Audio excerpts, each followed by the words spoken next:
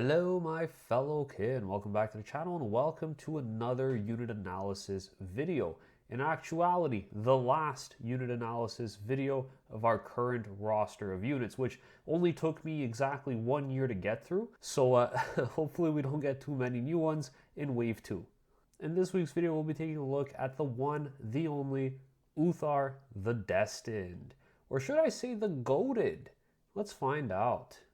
As always, we'll discuss who he actually is, find out how to best use him, discuss some stratagems and combos, and wrap the video up with some important considerations to keep in mind for when you may want to decide to run this unit. But before we go any further, I want to give a quick shout out and thank you, of course, to our channel members who help make these videos possible for you guys each week. Jordan Stuckenschneider, Saturday SMR, The Pulp, Fusel, Sam P, Austri TM, Dabadakis, and Travis Taylor. Thank you guys so much for your ongoing support. It really does help a lot. So who is Uthar the Destined? What is he destined to do besides stay on the shelf most of the edition? Well, he is best known for being one of the most accomplished and honorary Cals in the entire league. He's marked for greatness by the ancestors given the numerous amount of incredible accomplishments that he managed to do, namely defending against chaos in one of the largest campaigns of their sector.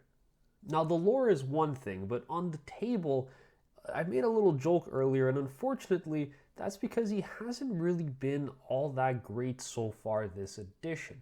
But that said, I do think that there is a way for you to run this guy if you decide to include him in your list, and we're going to talk a little bit more about that in this video. So the first thing I want to show you is how we can actually run this guy in terms of like his equipment and his abilities and data cards. So I have that up for you on the screen here just as usual. And for him, weapon options, it's super simple. Everything comes stock. So you have a ranged gun, 18-inch range, 3 attacks, BS2, strength 5, 0 AP, 1 damage. You also have a melee weapon, which is called Blade of the Ancestors. Pretty cool. Has devastating wounds, 5 attacks, strength 6, AP 3, and damage 2.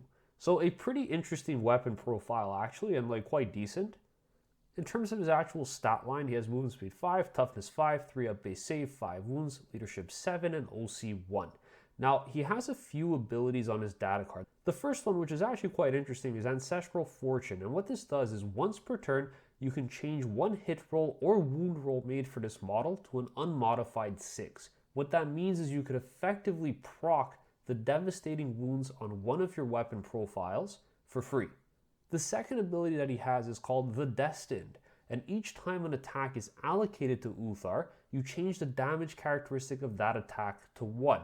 So this is actually quite interesting as well, because what this really means is that it takes at least 5 failed saves to kill him. The last ability he has is called Grim Efficiency. This is just a generic Cal ability where once per battle round in your command phase, you pick an enemy unit that is visible to the model, and then that unit gains 1 judgment token. A little bit risky of an ability. I shared my opinion on this with the Cal when I did a breakdown video on that data card. I'm not a big fan because I do feel like you have to overexpose yourself, and it only takes effect in the command phase, which means you have to technically survive an entire turn on the table just to get 1 extra token out. It's not too great, but hey, it's included here. He is a Cal, so you get that as well on the data card, and all of this comes in at 80 points. The last thing worth mentioning is he does have a War Gear ability, which is Rampart Crest, and this, as you are familiar with, provides a 5-up invulnerable save if he's leading a unit to that unit. And of course, he's carrying a 4-up invuln save himself. Okay, so the next question that we can logically ask ourselves is who can he actually lead? He has 2 choices. He has Hearthguard and he has Warriors. Now, there really isn't any buff incentive for taking this guy. Even if you compare this to something like the regular Cal who provides lethal hits, we don't actually get any of that when we attach him to the Hearthguard here, or even the Warriors if you wanted to do that, right? So there isn't actually any real benefit or necessity to have him attached other than just providing some protection. Any other option for characters available that you give this unit will be cheaper and better in terms of buffing them directly. Take the Cal with their lethal hits, or the E-Champ who's going to reroll charge rolls for the unit. The invuln is also quite negligible and can also be taken on a regular cal. When you consider that the Hearthguard are saving on a base save of 2, there really isn't all that much in the game if you're in cover, if you have access to Armor Contempt or Void Armor in this case, that could really push you to that 5-up invuln save anyway. So I don't think it's really that powerful of an option. Now, I said the other option here is attaching him to warriors. I know some people, when I did the warrior analysis video, said that this was something that they were running in their lists. I still don't think this is anywhere close to high-end competitive. I feel just natively that the warriors are simply too fragile to carry this unit attached to them. Why would you want to commit the 80 extra points to something that is meant to screen, meant to die doing an action, meant to dump OC on an objective and then just be killed the next turn or move block? I don't really feel like there's good potential there, and you don't really need that much of a delivery system considering that you do take only 1 damage per attack. If something does overwatch Uthar, like plasmas for example, you have a pretty good chance of still living and getting into combat. So I don't feel like it's worth committing the extra 80 points to attach him to a warrior squad if you wanted to have something on the warrior squad for some reason, because it's a little anti-synergistic of what their overall purpose is. If you guys have been running him like that and you've been having some success, let me know in the comments down below. Always curious to hear a little bit more. So with that said, if it doesn't really look like there's any purpose or benefit to running him with any one of the attachable units or bodyguards, how do we actually use this character and how do we get value out of him? But before we find out how, I just want to give a quick shout out to our channel sponsor, Card Brawlers. Card Brawlers is a local gaming store located in Montreal, Canada, that has incredibly competitive priced products, a wide selection of Warhammer 40k items, and international shipping available as well. There is an affiliate link down in the description below, so if you do decide to check them out, please consider using my link below. So how do we actually use this character? Well, the answer is we run him solo. And there are 3 main ways that I think you could use this guy to great efficiency in any one of your lists. And we're going to go through each one of these and then break them down with a real life example as to show you on the board how you might want to position him to accomplish any one of these goals. The first one is using Uthar as an action monkey. So think about things like sabotage or recover assets, secondaries that require you to be somewhere maybe a little bit more vulnerable and survive a turn. Uthar natively having 5 wounds of 4-up invuln and the ability to reduce damage to a value of 1 means that he does have an advantage here in terms of survivability and potentially being able to soak damage if you have to use him for that. It also means that he has a significantly smaller footprint than some of our other units. Let's say you were trying to accomplish an action with a larger squad. You might have to expose something outside of a ruin in order to cross out of your deployment zone simply because they might not fit inside of the ruin footprint. Uthar in this case would allow you to do something that requires an activation from a secure and safe spot, keeping in mind that he does take reduced damage, so he's less susceptible to things like indirect, and it also means that with his smaller footprint, he's less vulnerable to having to be out of position. The second way that you could use this character is to screen. You could screen your backfield, you could push out your enemy's deep strike, and we'll do a real life example of this in just a moment just to help illustrate the power of something like this in the list. The third option for Uthar is using him as a counter charge, or in quotations, a beat stick character. Now, I put beat stick in quotations because I don't think he's that powerful in melee. This isn't something that you're going to want to bake into every list as a counterpunch unit. In fact, I actually think if you're looking for that, you're probably better off just spending 20 points extra and getting a squad of berserks, if points permit, because you will get significantly more mileage out of that unit instead. But that said, he could act as a means for defending your backfield or home objective, or some kind of expansion objective securely from a spot that we are maybe trying to stage inside of, which I'll show you in just a little bit.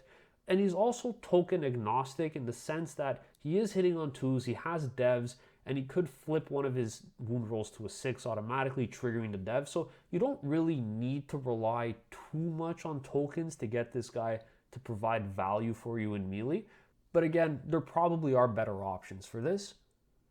The last thing here is that he might actually be a legit threat to other characters in the game, considering that he has 5 attacks, AP 3, damage 2 flat with devastating wounds, and keeping in mind that you're also able to flip one of your wound rolls directly to a 6 instantly triggering the dev wounds to go through. So there is some good potential to pop off and kill characters. And again, we'll talk a little bit more about that in a second with some real world examples. Okay, so the first thing we're going to look at is the first use, which was being an action monkey. So I have here on the screen an example of WTC map 53, medium terrain tipping point deployment. So I put our deployment zone here in green on the right hand side, and I put Uthar as a giant blue dot behind the middle ruin of our DZ. So you can see that here on the screen in front of you. Now keep in mind, this would absolutely still apply to something like GW terrain for Pariah Nexus. You simply have to apply the theory to that as well. But yes, it is absolutely applicable, and it's the exact same thing. Now, for being an action monkey, we're keeping in mind in this deployment, kind of like leaning into a deployment style video here, but not fully the intent, that we are going to be drawing secondary cards that require us to do certain actions. Let's say in this case, turn one, we draw Sabotage.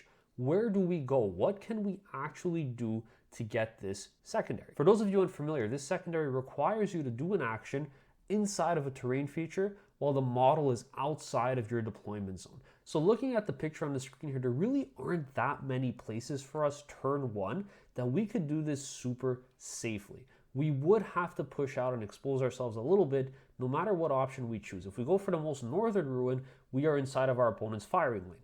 Not great. We also see at the bottom corner here, we probably can't fit all that much inside of that tight corner.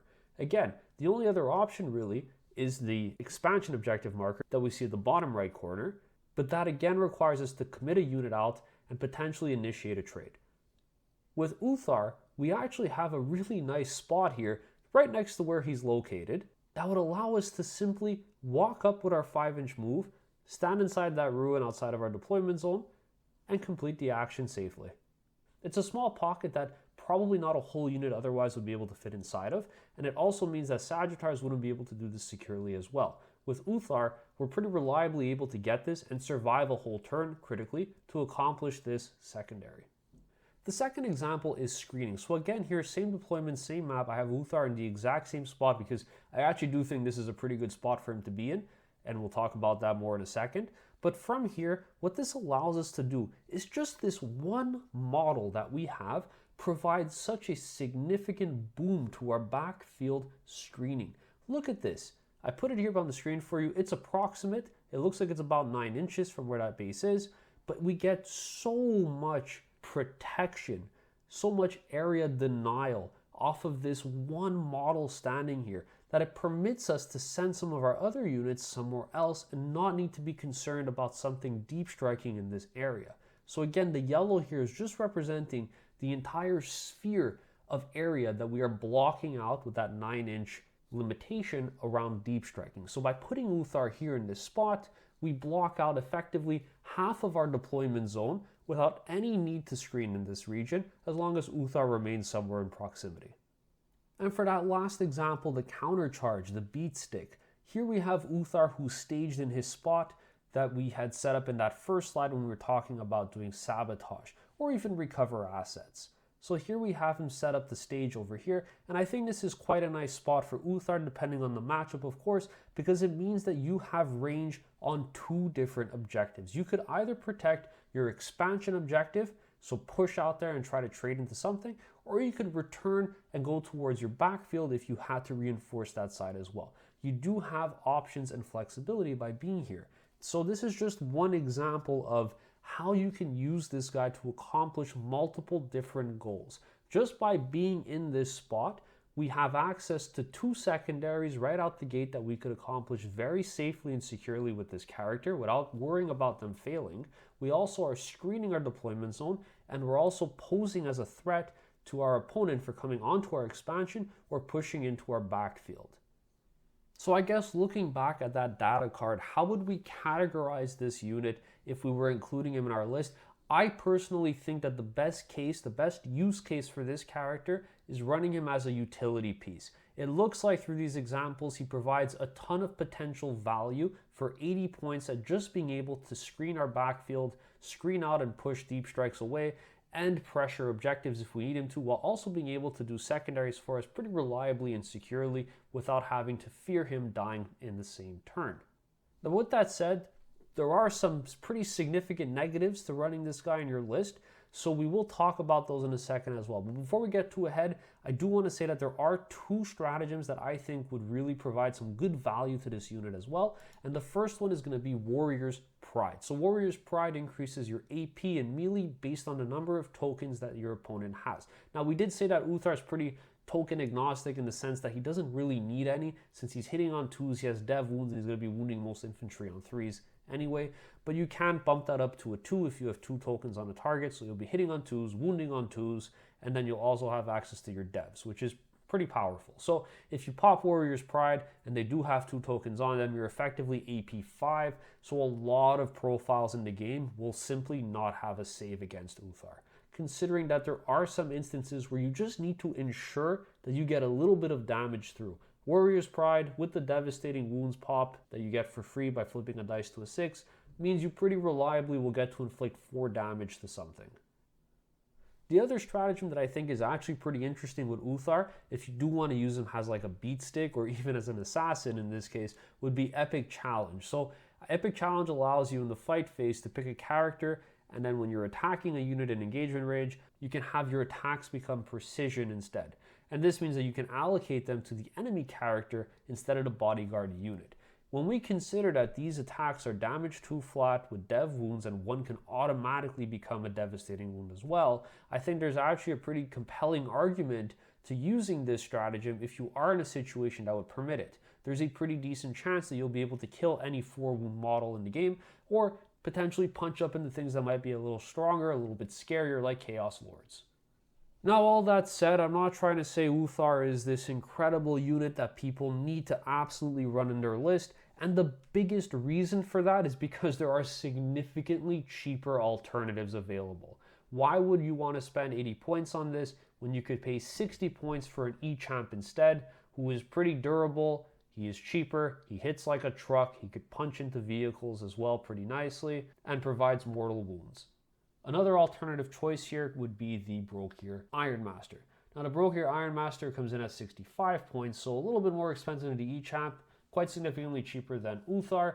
He also has some interesting utility because he could heal some of your vehicles, so if you are running like a vehicle heavy list, for example, you do get some native value by including that character instead, who still does the exact same thing Uthar would be trying to accomplish in terms of Action Monkey and denying Deep Strike. So this is another alternative you might lean towards. If you want to go a different route as well, and you're looking for something that's a beat stick for 20 points more, consider bringing some Berserks instead. These guys come in at 100 points flat, and they are significantly more impactful in terms of damage dealing. I would say that they have a slightly larger footprint when you consider that the Mole Launcher takes up a larger space, but I do still think that the trade-off might be worth it, considering that these guys have a feel no pain, so they are still resilient to attacks, and they still have a significantly stronger punch, which is arguably more impactful if you're trading on an objective. So all in all, I think Uthar is a pretty good utility piece. He's not the most competitive option available, but he can still definitely have a place in a list if you're running him for this purpose. Alright guys, a little bit of a quicker video today as we wrap up our unit analysis.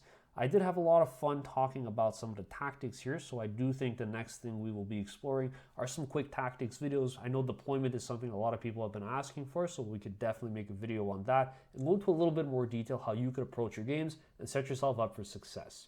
If you enjoyed this video and kind of content, please don't forget to subscribe, like, and leave a comment for me down below. What do you guys think about Uthar the Destined? Is he goated? Let me know.